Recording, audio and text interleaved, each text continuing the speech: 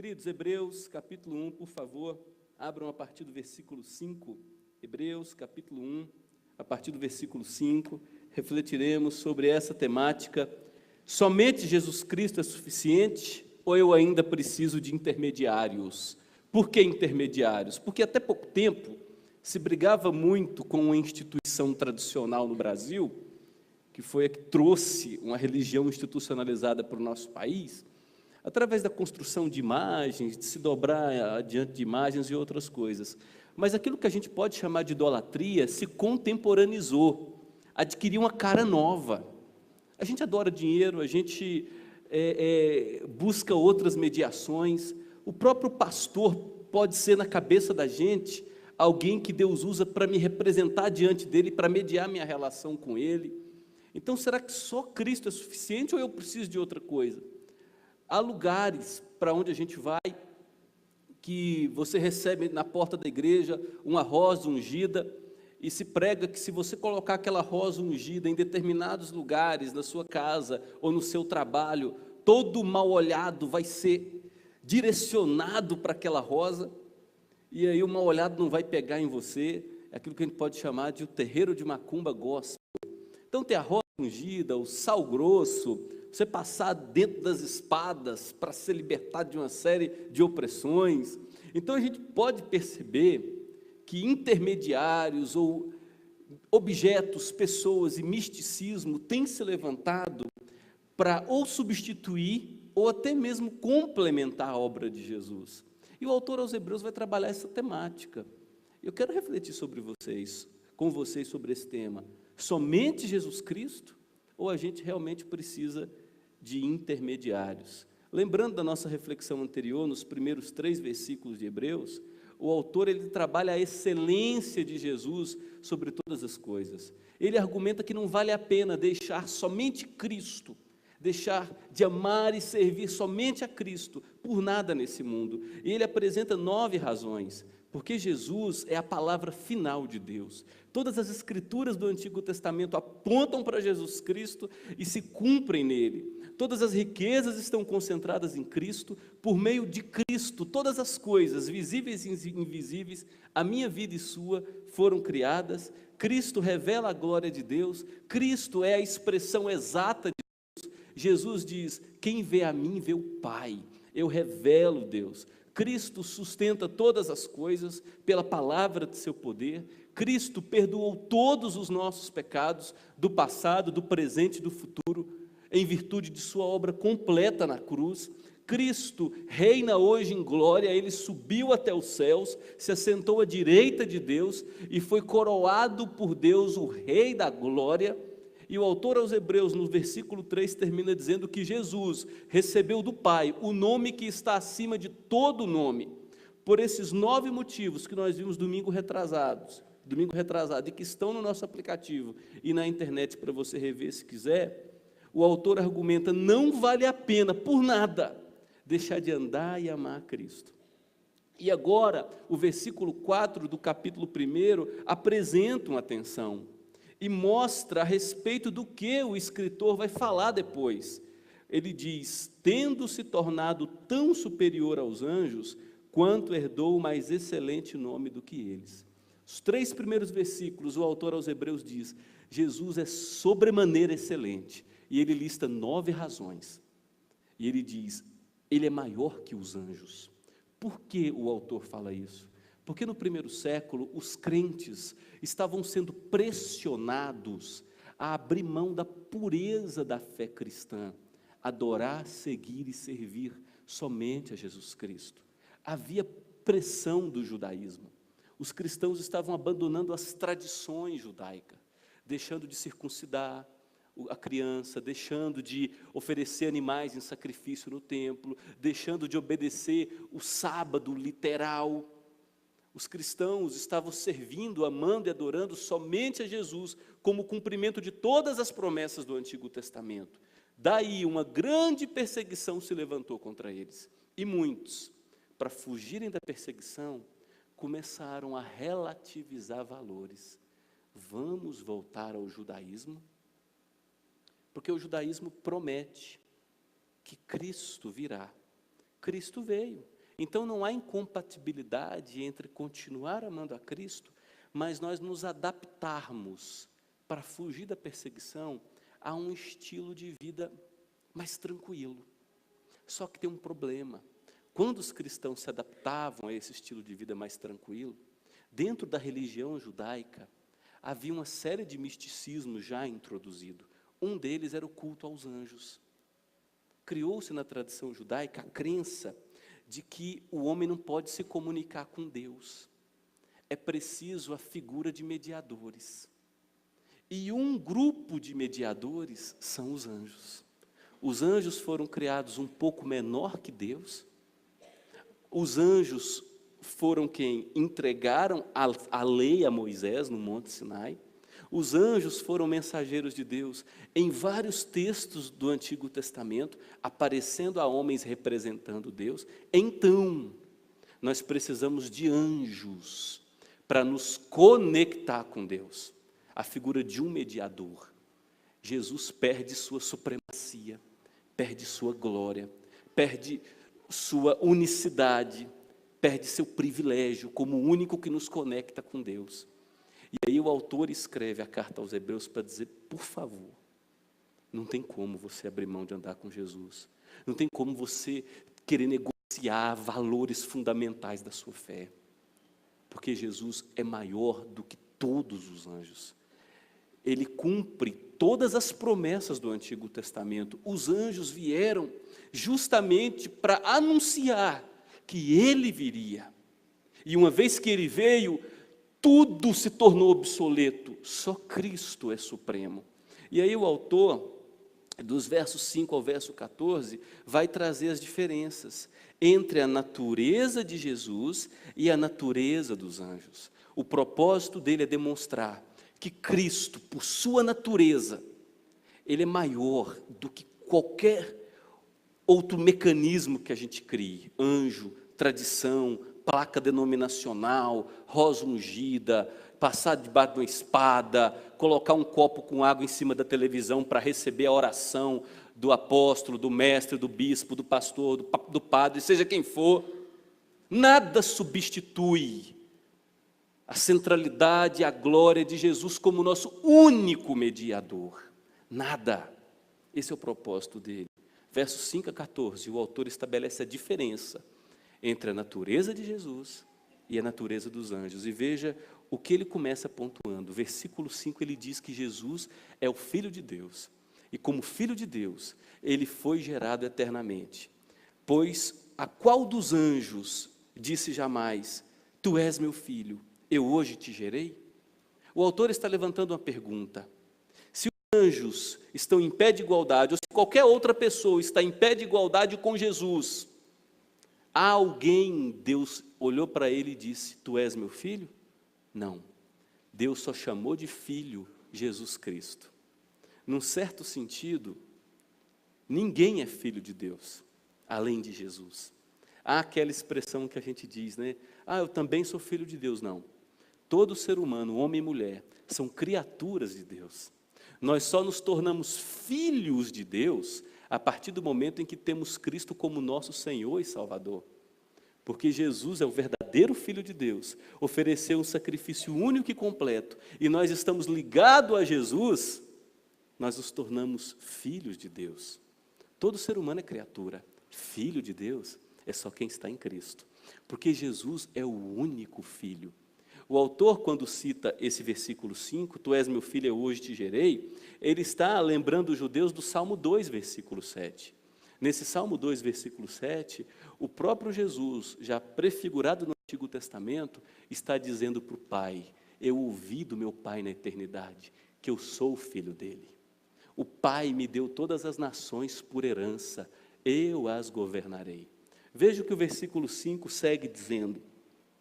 E outra vez, aí o autor vai citar um outro texto do Antigo Testamento, eu lhe serei pai e ele me será filho. Aqui há uma interrogação. A ênfase do autor é a mesma. Há algum ser humano, há algum anjo, Deus chamou de filho? Não, somente a Jesus Cristo. Qual é o texto que ele está citando do Antigo Testamento? Segundo o livro do profeta Samuel, capítulo 7, versículo 14. Abra lá, por favor. Segundo livro do profeta Samuel, capítulo 7, versículo 14. Deixa marcado em Hebreus 1 e vai lá em 2 Samuel, capítulo 7, versículo 14. O que acontece nesse texto? Davi havia acabado de expandir o império israelita, estava gozando de relativa paz, acabou de construir o seu grande palácio, um palácio bonito, que ele recebeu madeira de um rei aliado. E um dia Davi entra em crise, Davi perde o sono, olha para o seu castelo, era um menino de Deus, que escreveu o Salmo 23, o Senhor é meu pastor, eu não terei falta de nada, é um menino que ama a Deus, e Davi olha para o seu palácio e diz, espera aí, Deus mora numa barraca, o tabernáculo que acompanha a gente desde a saída do Egito, eu estou morando num castelo e o meu Deus mora numa barraca, eu preciso construir uma casa para Deus. Aí Davi chama o profeta, e o profeta diz a Davi, olha, pode construir, Deus vai gostar da tua ideia. Que isso? Minhas intenções são boas, eu quero ofertar, quero construir um palácio para Deus. O profeta vai dormir, Deus aparece para ele, o profeta Natan, e diz, fala para Davi que ele não vai construir casa para mim. Quem vai construir uma casa para Davi sou eu. E veja o que o 2 Samuel, capítulo 7, versículo 14 diz, eu lhe serei por pai, e ele me será por filho. E aí ele vai dizer, olha, versículo 13, este edificará uma casa ao meu nome, que é o filho de Davi, e eu estabelecerei para sempre o seu trono. Eu lhe serei por pai, e ele me será por filho. Deus está fazendo uma promessa aqui a Davi. Davi, não é você quem vai construir uma casa para mim, não. Sou eu que vou construir uma casa para você. Eu vou construir um reino que terá uma duração eterna, através do seu Filho, que é Jesus Cristo. O reino nunca se afastará de sua família, de sua descendência. Esse é o texto citado pelo autor aos Hebreus, no capítulo 1, versículo 5. Versículo 5, nessa parte final. Somente a Jesus foi dito isso. Por meio dele, o reino de Davi é constituído para todo sempre. A nenhum anjo foi dito isso. Jesus tem singularidade.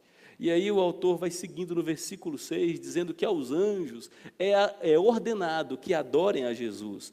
E novamente, versículo 6, ao introduzir o primogênito no mundo, que é Jesus, diz, e todos os anjos de Deus o adorem. Lembra quando Maria e José estão indo para Belém ganhar Jesus? Os pastores estão no campo, à noite, cuidando de seu rebanho, aparece um anjo revestido de glória, em Lucas capítulo 2, e os anjos dizem, nasceu o Salvador, na cidade de Belém, vão adorá-lo. E o texto diz que naquele momento, Lucas capítulo 2, versículo 14, uma multidão angelical, aparece aqueles pastores declarando, glória a Deus nas alturas, louvado seja o Filho de Davi, o trono de Deus está sobre os seus ombros, e os anjos adoram a criança que havia acabado de nascer. Aos anjos é ordenado adorarem a Jesus como Salvador, o único Filho de Deus. O texto segue dizendo no versículo 7, que os anjos são mensageiros de Deus para anunciar salvação e juízo. Ainda, quanto aos anjos, diz, ele está citando só o Antigo Testamento, aquele que a seus anjos faz ventos e a seus ministros labareda de fogo, mas ainda quanto aos anjos diz, aquele que a seus anjos faz ventos e a seus ministros labaredas de fogo. Ele está citando aqui o Salmo 104, versículo 4, dizendo que assim como Deus controla ventos e fogo para cumprir seus propósitos, Deus controla os anjos e qualquer outra criatura para cumprir também seus propósitos, de anunciar salvação, o Filho virá. No Antigo Testamento os anjos eram usados para isso, anunciar salvação e anunciar juízo. Os anjos têm apenas essa função, serem servos de Deus. O autor cita agora, num quarto ponto, nos versos 8 e 9, que Jesus possui um reino e um reinado que é eterno. Veja, acompanhe a leitura. Mas acerca do Filho, veja que ele insere a palavrinha mas. O que ele diz antes foi: os anjos são apenas servos, mensageiros de Deus, como é o vento e como é o fogo. Agora, o que é Jesus? E qual a natureza de seu ministério? Ele vai dizer: o teu trono, ó Deus. Ele chama Jesus, o Filho de Deus, é para todo o sempre. Cetro de equidade é o cetro do seu reino. Amaste a justiça e odiaste a iniquidade. Por isso, Deus, o teu Deus, te ungiu com óleo da alegria, como a nenhum dos teus companheiros. Aqui ele está citando o Salmo 45, versículos 6 e 7, para dizer que a Cristo Deus deu um reino e um reinado para todo sempre. Quando você vai para o livro de Atos, capítulo 1, versículos 8 em diante, Jesus ele é assunto aos céus, ele é elevado aos céus à vista de seus discípulos, 500 discípulos. Ele é recolhido na glória. E em Efésios capítulo 1, versículo 20 e 21, Paulo diz que Jesus foi recebido no trono de graça, se assentou à direita de Deus, que significa posição de honra, de autoridade, de governo, e agora reina até que Deus coloque todos os seus inimigos humilhados aos seus pés. Embora a gente não consiga ver plenamente, por vivermos num mundo ainda marcado pelo pecado, o pleno governo de Jesus, ele reina. E o autor cita o Salmo 45, versos 6 e 7, para dizer: Jesus é diferente dos anjos, porque anjo obedece, Jesus é o rei. E aí ele vai para o versículo 10, dizer que por meio de Jesus, que é eterno, todas as coisas foram criadas. Ele não só tem um reino, ele é o criador desse reino. Veja o versículo 12. Também qual mantos enrolarás, e como vestes serão igualmente mudados, tu porém és o mesmo, e os teus anos jamais terão fim. Aqui fala da eternidade de Jesus, e o versículo 10, no princípio, Senhor, lançaste os fundamentos da terra, e os céus são obra de tuas mãos, eles perecerão, tu porém permaneces, sim, todos eles envelhecerão qual veste. Também qual mantos enrolarás, e como vestes serão igualmente mudados, tu porém és o mesmo, e os teus anos jamais terão fim. Ele diz aqui do versículo 10 até o versículo 12, citando o Salmo 102, versículo 25 a 27. O que é o Salmo 102? O homem está passando por uma aflição terrível, crises de todos os lados, inimigos que se levantam com dentes furiosos para mordê-lo e pés pesados para esmagá-lo. Esse aflito, que é o salmista do Salmo 2, olha para Deus e diz: olha para a minha aflição, olha para a minha condição de dor, de pequenez. E o salmista recorre ao poder glorioso desse Deus. Tu és um Deus eterno, tu és um Deus que não tem fim, tu és um Deus que toda a terra passará, a história de todos nós passará, nós seremos consumidos e como a erva murcharemos, secaremos e murcharemos, mas o Senhor é eterno. Então, por ser eterno, olha para mim, olha para a minha aflição e ajuda-me, ó Deus.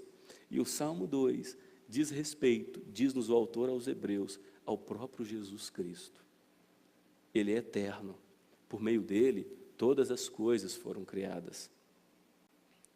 O versículo 13 traz Jesus como a nenhum anjo, aquele que recebeu autoridade e honra do Pai. Ora, a qual dos anjos jamais disse: assenta-te à minha direita, até que eu ponha os teus inimigos por estrado dos teus pés? A pergunta que ele faz aqui é: qual anjo recebeu a glória que tu recebestes? Qual anjo recebeu o domínio, a autoridade e a majestade que Jesus recebeu? Qual anjo? Qual anjo? Eu vou citar um ponto aqui polêmico, e é provável que na internet agora eu receba um monte de pancada. Em 1866, agora, esses dias, 1866, a Igreja Católica Apostólica Romana, para tentar legitimar uma concorrência a Jesus que percorria toda a história da igreja, disse que Maria foi concebida sem pecado, Porque ninguém pode ser adorado além de Jesus, porque todos são pecadores. E aí cria uma encíclica. E quando o Papa fala, ele fala ex cátedra, que significa que essa voz e esses escritos têm o mesmo peso da Bíblia, são inerrantes. Inerrantes. É o mesmo peso da autoridade bíblica. 1866. Se ela é adorada, mas ela é pecadora, opa, então vamos resolver esse problema. 1866, coloca-se a doutrina, ela foi concebida sem pecados, no mesmo patamar de Jesus, nunca cometeu pecado. E agora em 1900, isso aqui é encostado, viu? 1965, no segundo concílio do Vaticano, se ela foi concebida sem pecado, se ela nasceu sem pecado, a gente só morre porque é pecador. Se não tem pecado, não pode morrer. Aí, em 1965 e 1966, no segundo concílio do Vaticano, se estabelece uma nova doutrina, pela voz e pela escrita do Papa, falando ex cátedra, encíclica, que ela foi assunta aos céus. É por isso que você chega em cidades de peregrinação, e por favor, eu não quero ofender você que tem uma fé católica. Esses dados são históricos. História, está nos dogmas. Ela foi assunta aos céus, ela nasceu sem pecado, então não pode morrer. Então ela não morreu. Ela foi recolhida como Jesus, à presença de Deus. É por isso que nós não temos uma trindade, Pai, Filho e Espírito Santo. Mas, quando você chega em lugares de peregrinação, você tem, supostamente, a pessoa de Maria, inserida como uma quarta pessoa nesse grupo. Não só Jesus é suficiente, mas alguém foi inserido. Alguém é co-criadora? A Bíblia fala de alguém que criou todas as coisas além de Jesus. A Bíblia fala de alguém que media nossa relação com Deus além de Jesus.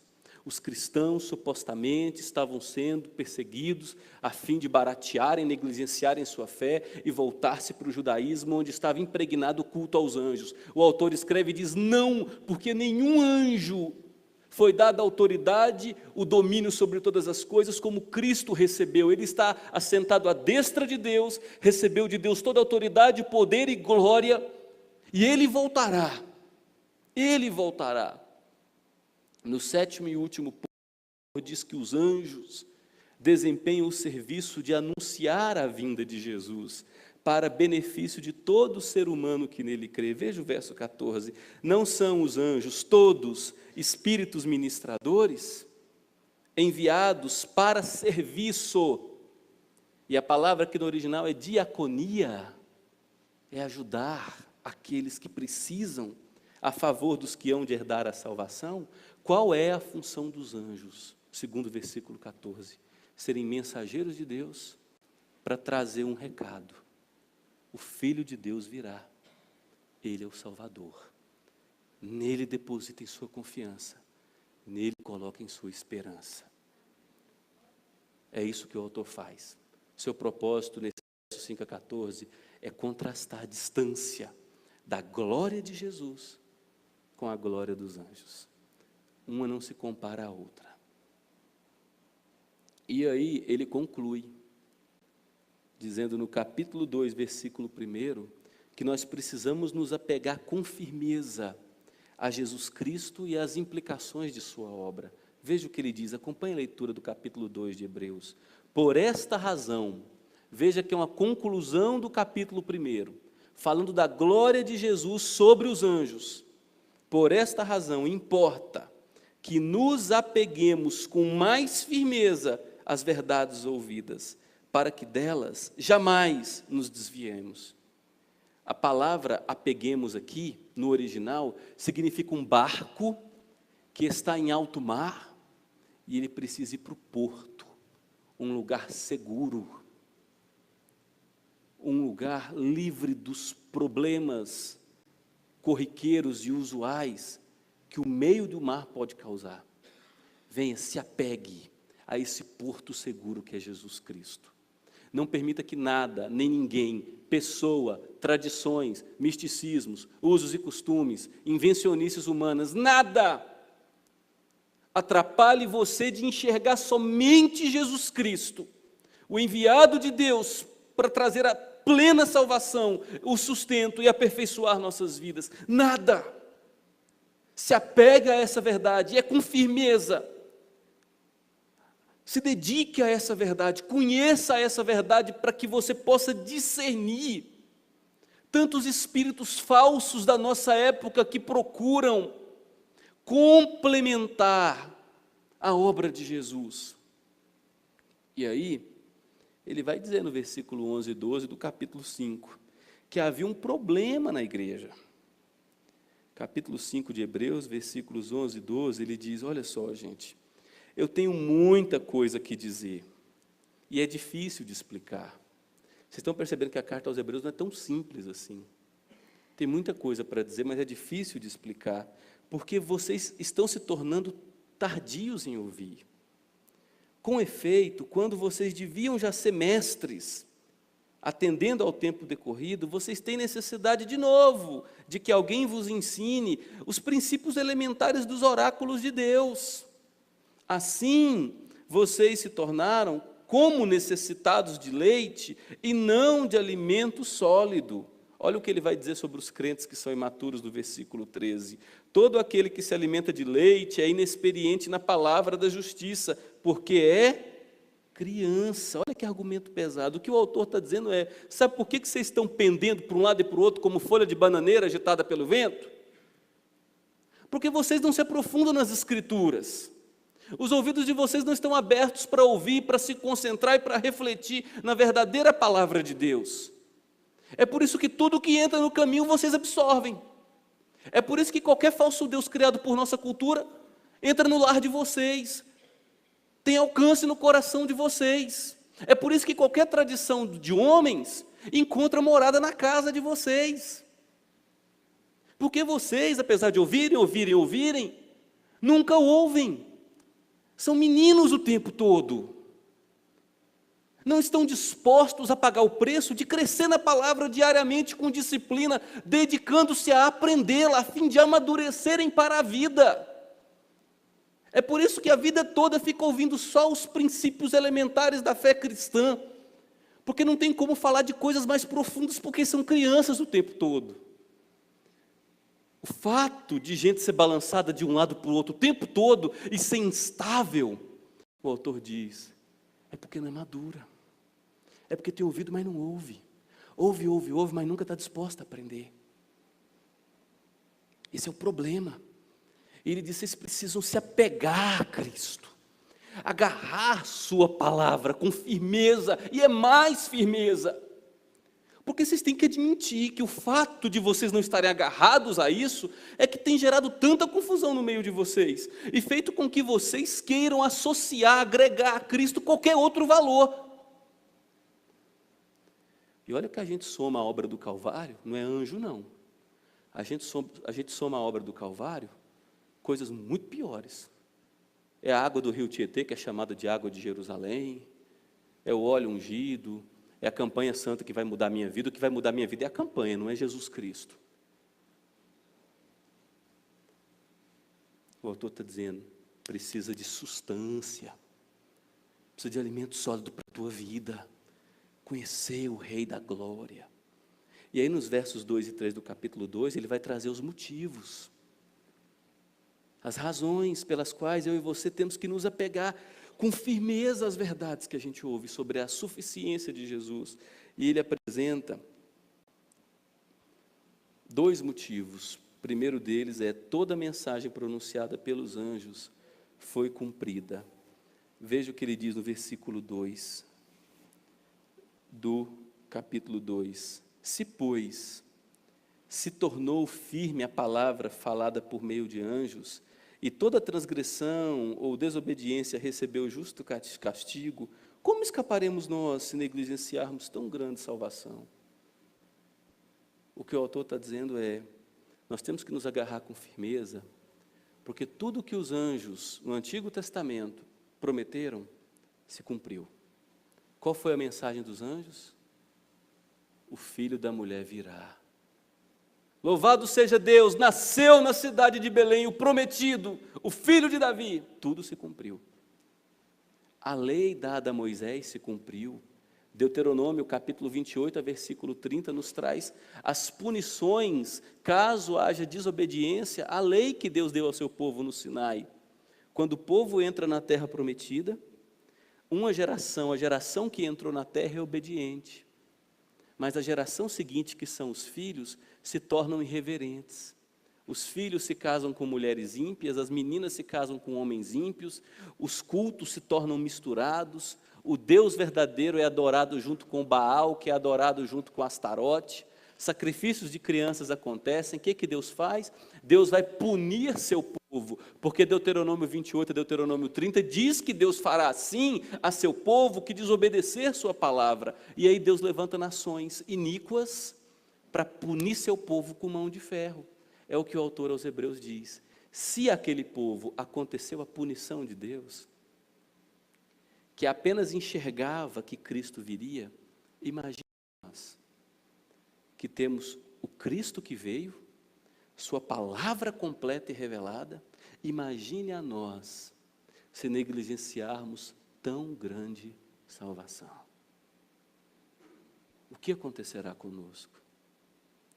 E aí ele vai trazer o segundo e último motivo para nós nos apegarmos às verdades que ouvimos. Porque a mesma expectativa de juízo está sobre nós, caso viremos as costas a tão grande salvação. O que será nós, se negligenciarmos tão grande salvação? Ele conclui nos versos 3 e 4, falando da trajetória dessa salvação que nos alcançou. Que salvação é essa? Que tipo de obra alcançou a minha vida e a sua? Ele vai dizer no versículo 3, foi uma obra anunciada por Jesus com convicção. Como escaparemos nós se negligenciarmos tão grande salvação, a qual, tendo sido anunciada inicialmente pelo Senhor? Em primeiro lugar, que salvação foi essa? Foi a que Jesus trouxe, ele mesmo disse. Quando ele começou o seu ministério, as palavras de Jesus foram: o reino de Deus chegou. Jesus vai sábado na sinagoga, abre o livro do profeta Isaías, capítulo 61, versículos 1 a 3, e ele diz: o Espírito do Senhor está sobre mim, pelo que Deus me ungiu para pregar boas novas, para fazer cego enxergar, quebrar o gema de acorrentado, para pôr em liberdade os que estão escravizados, para consolar os que choram, para levantar os que estão de luto. Esse texto de Isaías fala da expectativa da vinda do Messias.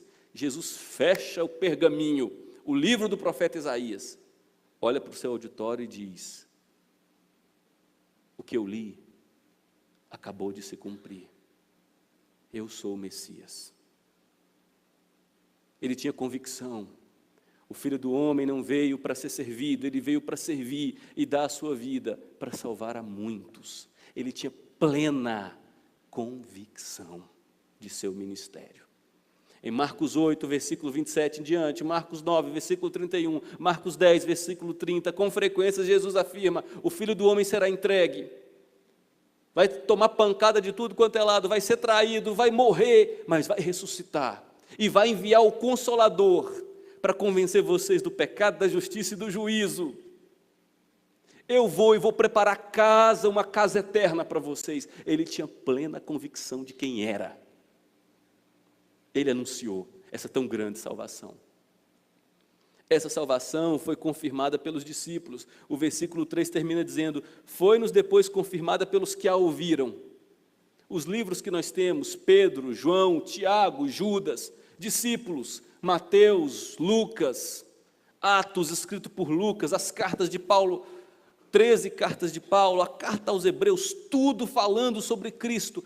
Ele é real. Lucas escreve o capítulo 1 e diz: eu estou escrevendo o meu evangelho, mas primeiro eu fiz um trabalho de jornalista. Eu fui in loco, casa por casa, olhar nos olhos, tomar cafezinho, comer pão de queijo e dizer: o que você viu? Lucas escreveu o seu evangelho encomendado por um empresário, Teófilo, que era crente. Teófilo pagou a pesquisa de Lucas. Teófilo queria saber se sua fé era confiável. Aí Lucas escreve, o que você viu? Eu estava lá, quando ele disse, cala-te, a tempestade acalmou. Eu estava lá distribuindo os pães e peixes, 5 pães e 2 peixinhos, e alimentou uma multidão. Eu estava lá no Calvário, quando o céu se fechou, quando não tinha luz, quando a galáxia se silenciou, quando toda a criação fechou os olhos, porque não podia ver tamanha dor do Filho de Deus. Eu estava lá. Eu estava lá no batismo. Eu era discípulo de João Batista. E quando João, seu primo, batizou, eu ouvi uma voz que veio do céu: este é meu filho amado, o meu coração se alegra nele, ouçam-no. Eu estava lá. Eu sou o que duvidou. E eu não tenho vergonha de falar que eu duvidei, não. Eu disse que só creria se colocasse a mão no buraco dele. E ele apareceu num cômodo fechado e disse para mim: põe a mão, toca. Você saber que sou eu que ressuscitei dentre os mortos. Eu estava lá. Eu estava lá quando eu vi o que é impossível. O homem voou, subiu até os céus. Impossível, eu estava lá, mas eu vi isso. E não estava sozinho, não. Se eu falar que eu estava lá sozinho, você vai dar um 6, né? 6. Eu estava com mais 499. Nós éramos 500 discípulos, eu estava lá. E o autor diz, no final, no versículo 4, que essa salvação foi legitimada por sinais e maravilhas, dando Deus testemunho juntamente com eles, por sinais, prodígios e vários milagres e por distribuições do Espírito Santo segundo sua vontade. Basta você ler o livro de Atos, que é apenas um quadro que nos mostra o Espírito Santo e seu poder, agindo através de gente comum como eu e você, para realizar proezas que evidenciam uma única coisa: Jesus está vivo, sentado à destra de Deus e voltará. Pedro e João, gente pobre, simples, semi-analfabeta, vai até o templo orar e vê um aleijado de nascença pedindo esmola, se compadece daquele homem e diz: eu não tenho nem prata nem ouro, mas o que eu tenho eu te dou, levanta e anda. E o homem anda. Tem um grupo de empresários que quer alcançar credibilidade, poder na vida da igreja, e aí vende uma fazenda, deposita uma oferta e mente. Aí Pedro diz: eu sei que você mentiu, só que você não mentiu a mim, você mentiu ao Espírito Santo. E puf, o casal morre. Paulo está andando, e o livro de Atos diz que por sua sombra pessoas eram curadas, sinais e maravilhas. Paulo chegava numa cidade, uma menina endemoniada ficava gritando: Jesus é o Rei dos Reis. Só que isso incomodava Paulo, porque aquele demônio que já escravizava tanta gente, queria continuar enganando as pessoas. Paulo se indigna com a voz vinda dos demônios e com a opressão que a menina sofria, repreende o espírito maligno e aquela menina liberta de um espírito demoníaco que a destruía. Prodígios, sinais e maravilhas realizados o tempo todo. Paulo sofre um naufrágio, chega numa ilha chamada Ilha de Malta, final do livro de Atos, lá uma serpente pica ele, os nativos olham para Paulo e dizem: esse homem, Deus vai punir ele. Ele está trazendo alguma maldição de Deus para a cobra picá-lo. A cobra pica, não acontece absolutamente nada com Paulo. Sinais e maravilhas. E o autor usa isso para legitimar que toda a mensagem de salvação que o povo de Deus ouviu é verdadeira do início ao fim. Que Jesus é o nome que está acima de todo nome. Ofereceu um sacrifício completo pelos nossos pecados. Não há nada mais e nem ninguém mais que possa adicionar uma vírgula sequer. Nós temos o perdão dos nossos pecados, do passado, do presente e inclusive do futuro, porque nada, e nem nós mesmos, poderemos nos separar do amor de Deus que está em Cristo Jesus. Pesado, né? Como é que a gente pode aplicar tudo isso? Gente, vocês estão entendendo? Está entendendo? Vamos lá. Primeira aplicação. Além de tolo e enganador, a aplicação é o seguinte: onde é que essa mensagem pode mudar a nossa vida? Em termos simples, onde é que tudo isso vai mudar o preço da batatinha na feira? Ok? Além de tolo e enganador, é também errado seguir a qualquer pessoa, tradição, misticismo ou crença que se ergue para conquistar nossa atenção como complemento ou substituição à obra de Jesus. É tolice. Mas eu nasci nisso. Minha família toda segue isso. Se a verdade te libertou, meu querido, siga a verdade. Jesus disse que não veio para trazer paz, ele veio para trazer espada à terra. Os inimigos do homem seriam os da sua própria casa. Filho se levantaria contra pai, pai se levantaria contra filho. Eu vejo pessoas aqui o tempo todo em outros lugares lutando, porque são encontrados pelo Evangelho, aí todo um sistema de tradição familiar, de cegueira, foi quebrado, caiu por terra, e aquela pessoa se decide por seguir e amar a Cristo, e aí pai briga, mãe já fala que não vai no casamento, que não vai não sei aonde, que não vai não sei aonde, e vira um inferno dentro de casa, mas o Evangelho é isso. Não espere tranquilidade quando você se decidir por amar, seguir a Jesus Cristo como único e suficiente Salvador. Como é que a gente aplica tudo isso aqui? O que é essas tradições, pessoas, crenças e misticismos? Vou tocar novamente em ferida aqui, porque o texto me obriga a ser fiel ao texto. Santos canonizados ou não. Obrigado, fulano de tal, pela graça recebida. Sinto muito. 1 Timóteo, capítulo 3, versículo 6, versículo 4, versículo 12. Só há um mediador entre Deus e os homens, Jesus Cristo, homem. Lugares de penitência, nada além de Jesus tem uma sacralidade mais especial que o outro lugar. Você ir para Aparecida ou ir para um esgoto de uma periferia tem a mesma sacralidade na presença de Deus. E às vezes Deus acha mais sacro um lugar onde tem gente sofrendo, mulambenta, leprosa da nossa época, a quem você pode ajudar, do que você oferecer supostamente uma grande penitência para oferecer ou para alcançar algum favor de Deus. Rosa ungida, óleo ungido, toalha sagrada, água de Jerusalém, campanha da conquista, qualquer outra invenção, gente. E a TV está cheio disso. Fuja disso. Tudo que quer complementar a obra de Jesus é heresia. Segunda aplicação, como podemos nos apegar com firmeza às verdades do Evangelho? Aqui eu vou falar de coisa que vocês sabem. Alguns estão carecas de saber. Só que por não viver isso, estão enfrentando muitos problemas. Como nos apegar com firmeza às verdades do Evangelho?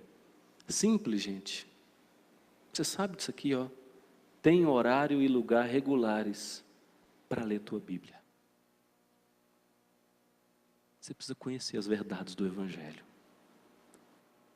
O meu horário é de manhã. O meu horário é quando eu chego no trabalho, 30 minutos antes ali, está mais leve. Ali é onde eu abro, leio e reflito. Meu horário é depois do almoço, meu horário é dentro do carro, meu horário é no final do dia, meu horário é antes de dormir, meu horário são vários horários durante o dia. Tenha o horário regular para você abrir tua Bíblia e conhecer as verdades das boas novas, de que você foi libertado por Deus para amá-lo. Momentos de oração a sós. E aí o segundo ponto é pouco praticado, e intencionalmente com outros irmãos.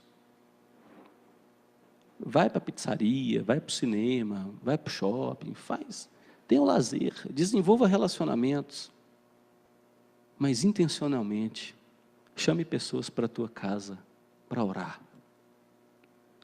Participe de lugares onde tem gente orando. Participe de lugares onde tem gente abrindo a palavra e com amor e seriedade querendo aprender mais de Deus, caminhar com Deus. Intencionalmente, isso vai exigir esforço. Terceiro ponto, prática de vigílias e jejuns. Jejuar uma vez por semana faz bem. Está até na moda hoje, jejum intermitente. Faz um jejumzinho aí 2 vezes por semana. É nossa irmã Denise, bonita, magérrima, né? Jejum várias vezes aí ao longo dos últimos 3 meses. Vai fazer bem, vai perder uns quilinhos, mas o melhor de tudo, se você fizer o jejum com o objetivo correto, esse negócio vai fazer um bem tão grande para a tua alma. Tem uma vigília tal, corre para lá, vai cantar, vai ouvir testemunhos, vai testemunhar, se esforce. É o que o autor diz, se apegue com firmeza. Leitura de boa literatura complementar. Adote o hábito simples de ler um livro por mês. Um livro por mês. No começo vai ser difícil, porque nossa cultura é analfabeta funcional. A maior parte dos brasileiros são assim. Tem dificuldade de ler um parágrafo e compreender corretamente. Vai chorar, vai dar dor de cabeça, vai dar sono, vai bocejar toda hora. Mas depois que você estiver no 3º, 4º mês, 3º, 4º livro, estiver compreendendo tantas verdades excelentes, aquilo vai se tornando um hábito tão rico para a tua vida. Eleja livros, um livro por mês, moleza de ler. Lê 10 páginas por dia, ó, num pulo. Caminhe com pessoas para prestação mútua de contas. Abra a tua casa, toda semana. Convide gente, irmãos de fé. Fulano, vamos nos encontrar toda semana na minha casa? Vamos. Não precisa de comida não, se tiver boa, vamos pôr uma bolachinha, um chazinho. A gente vai estar junto para conversar, para cantar, para orar, para compartilhar, para estudar um livro bíblico. Abra a tua casa, ou vá até a casa de alguém que está aberta. Nós temos que pastorear uns aos outros. Sujeição mútua. É assim que nós nos apegamos às verdades do Evangelho. O objetivo único do autor é, gente, vocês não podem se afastar da glória de Jesus, não. Vocês não podem deixar nada adicionar a isso. É único, é supremo, é especial, é suficiente. Aliás, é mais que suficiente. E deixa eu passar um melzinho nos lábios de vocês, para essa mensagem ficar um pouco mais doce. O fato dele ser o único que venceu e ressuscitou, e está à direita de Deus, significa de que ele também intercede por nós.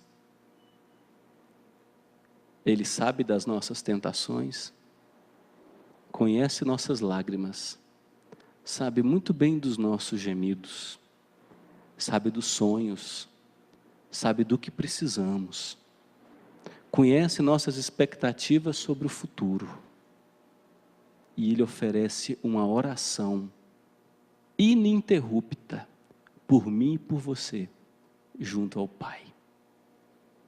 Você pode sair dessas portas nessa noite com a cabeça erguida.